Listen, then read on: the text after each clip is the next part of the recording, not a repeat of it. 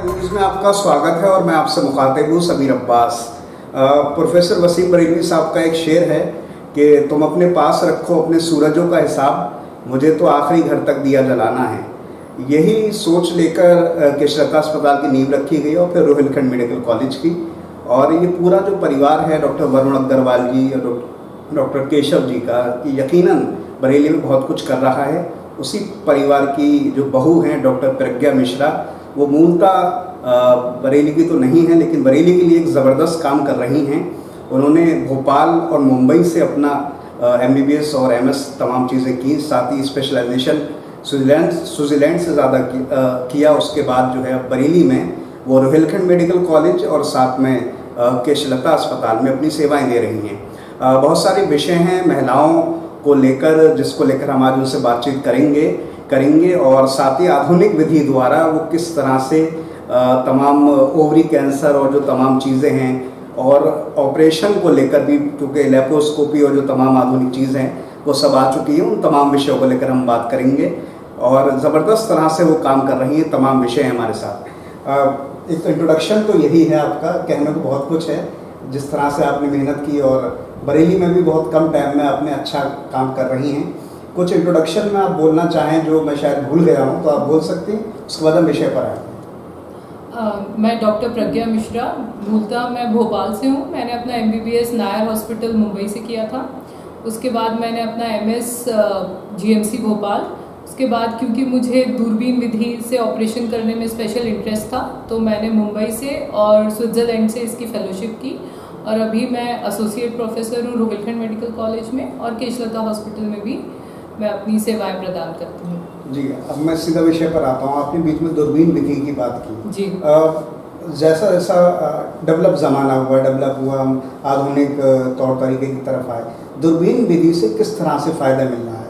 ख़ासतौर से महिलाओं के जो ऑपरेशन है तमाम तरह के, कई बार बच्चेदानी में ऑपरेशन करना होता है, तो किस तरह से फ़ायदा मिल रहा है? मैं चाहता हूँ उस तरफ एक मैसेज ज़रूर दें। देखिए, अगर देखा जाए तो अब पेट खोल के ऑपरेशन सिर्फ सिजेरियन सेक्शन की आवश्यकता है, वो भी अगर नॉर्मल डिलीवरी नहीं हो रही है, नहीं तो सारे ऑपरेशन दूरबीन से किए जा सकते हैं। अब दूरबीन से फ़ायदा ये है कि चीरा बहुत छोटा होता है तो जो पेशेंट है उसको पेन कम होगा, कॉस्मेटिक फ़ायदा है, निशान कम रहेगा और रिकवरी बहुत फास्ट है। तो आप सोचिए, जो चीज़ हम 2 दिन में महिला को चलता फिरता कर सकते हैं, उसके लिए उसे 10 दिन पे टाँकों का ध्यान रखना और बिस्तर पे रहने की क्या आवश्यकता है। तो दूरबीन से यही फ़ायदा है कि it is better for patients recovery, blood loss कम है एंड पोस्ट ऑपरेटिव पेन काफ़ी कम है। जी, मैं आपसे ये जानना चाहता हूँ, हम अक्सर कैंसर की बात करते हैं तो महिलाओं में एक ब्रेस्ट कैंसर के बाद जो है कहीं ना कहीं ओवरी कैंसर का भी जिक्र होता है, बात होती है। तो मैं शुरुआत यहीं से करूँगा कि ओवरी कैंसर होने की वजह क्या है, कहाँ पर ऐसी कमी रह जाती है जिससे महिलाओं में तेज़ी से फैल रहा है, ख़ासतौर से जो ग्रामीण इलाके हैं, उसकी आप क्या वजह मानती हैं और ओवरी कैंसर क्यों होता है? देखिए, ओवेरियन कैंसर का मुख्यतः रीज़न तो आनुवांशिक है। अगर किसी की माताजी, बहन या फैमिली में ओवेरियन कैंसर की हिस्ट्री है या for that matter breast cancer या आंतों के कैंसर, अगर इसकी हिस्ट्री है तो उस महिला को ज़्यादा चौकन्ना रहना चाहिए अपने सेहत के लिए, क्योंकि वह भी एक ओवेरियन कैंसर की रिस्क कैटेगरी में आती है। दूसरा ये कि कुछ चीज़ें जो ओवेरियन कैंसर से बचाती हैं, जैसे कि प्रेगनेंसी प्रोटेक्टिव है। दूसरा, अगर महिला ओरल कॉन्ट्रासेप्टिव का पिल्स का यूज़, जो कि हम मालाएं या माला डी की गोली से नाम से जानते हैं, उनका यूज़ करती है तो भी महिला थोड़ी प्रोटेक्टेड है। बट अच्छा लाइफस्टाइल और अगर वो प्रेगनेंसी एंड ओरल पिल्स में रहती हैं तो प्रोटेक्टेड है, बल्कि मेन रीज़न तो इसका आनुवांशिक ही है, एज सच कोई और रीज़न है नहीं। जी, आपने वजह बता दी, कारण बता दिया ओवेरियन कैंसर का। अब उसके इलाज पर अगर हम आते हैं तो क्योंकि आप तमाम विदेश से भी जाके एक्सपीरियंस हासिल किया है और ज़बरदस्त तरह से काम करी, किस तरह से इलाज आज के टाइम में अवेलेबल है? खासतौर से बरेली एक बड़ा हब माना जाता है मेडिकल फील्ड का। देखिए, ओवेरियन कैंसर का इलाज क्या है, पहले तो हम उसको कैसे प्रिवेंट कर सकते हैं। प्रिवेंशन कुछ है नहीं, प्रिवेंशन के 2-3 मैंने आपको बताया, बट हमें उसको जल्दी से जल्दी डायग्नोज करना है। अगर महिला को कोई भी, हर महिला को अपना एक अल्ट्रासाउंड, बेसिक अल्ट्रासाउंड कराते रहना चाहिए। अगर अल्ट्रासाउंड में कोई भी सिस्ट आती है या कुछ भी रसौली महसूस होती है, लगती है, तो उन्हें तुरंत एक गायनेकोलॉजिस्ट को दिखाना चाहिए, ना कि कहीं लोकल होम्योपैथी या आयुर्वेदिक डॉक्टर को। उनको एक गायनेकोलॉजिस्ट के पास जाना चाहिए और अपना, क्योंकि हर एज का अलग ओवेरियन कैंसर है और स्पेशली इसकी रिस्क उम्र के साथ साथ बढ़ती जाती है। दूसरा, इसका इलाज मुख्यतः ऑपरेशन है, अगर जल्दी स्टेज में डिटेक्ट हो जाए। नहीं तो उसके बाद तो फिर इतना अगर फैल जाता है तो मॉर्बिडिटी एंड मोर्टेलिटी बहुत बढ़ जाती है। तो हमारा एम यही है कि हम इसे जल्दी स्टेज में डायग्नोज करें और उसका जल्दी ही इलाज करें। जी, मैं इसी से जुड़ा बस एक सवाल और आखिरी आपसे पूछूंगा। देखिए, एक बड़ा सवाल आम जनता से आता है कई बार, खासतौर से ग्रामीण इलाकों में, क्योंकि हिंदुस्तान के 70% लोग गांव में बसते हैं। आज ये कहा जाता है कि भाई डॉक्टर ऑपरेशन ज़्यादा करता है जो प्रेग्नेंट लेडीज़ होती हैं, तो क्या वजह होगी है कि ऑपरेशन से जो डिलीवरी है वो ज़्यादा हो रही है? उसके पीछे बहुत सारे कारण लोग बताते हैं, लेकिन आप मुख्यतः क्या कारण मानती हैं? क्या जो लेडीज़ होती है उसको फ़ायदा रहता है? क्या वजह ऐसी है? देखिए, नॉर्मल डिलीवरी से तो बेहतर कुछ नहीं होता। डेफिनेटली ऑपरेशन जो है उसका इंसिडेंस बढ़ता जा रहा है, पर वो उसका एक कारण यह भी है कि हम बच्चे में या मदर में जो भी कॉम्प्लिकेशन है उसको प्रिवेंट करने के लिए ऑपरेशन करते हैं। और अब हमारे पास ऐसी टेक्निक्स, ऐसी मशीन है जिससे हम ये जो प्रॉब्लम्स होंगी उनको पहले पता कर लेते हैं, जो कि नॉर्मल डिलीवरी में आ सकती हैं। तो ये ना आए, इसके कारण से जल्दी ही ऑपरेशन हो जाता है। दूसरा, एक और कारण है कि एक बार अगर बच्चा ऑपरेशन से हुआ है तो अगले में खतरे बढ़ जाते हैं, इसीलिए वो एक और कारण हो गया है अगला ऑपरेशन होने का। पर नॉर्मल डिलीवरी तो बेस्ट है ही, बट ऑपरेशन भी कोई मुझे नहीं लगता कि कोई गायनेकोलॉजिस्ट अपनी मर्जी से करता है या कुछ करता है। कोई कारण ज़रूर होता है जो कि मरीज़ को कई बार समझाना मुश्किल होता है, पर डेफिनेटली कारण तो होते हैं। और अर्ली डायग्नोसिस ऑफ कॉम्प्लिकेशन एक मेन रीज़न है जिसके लिए ऑपरेशन करते हैं।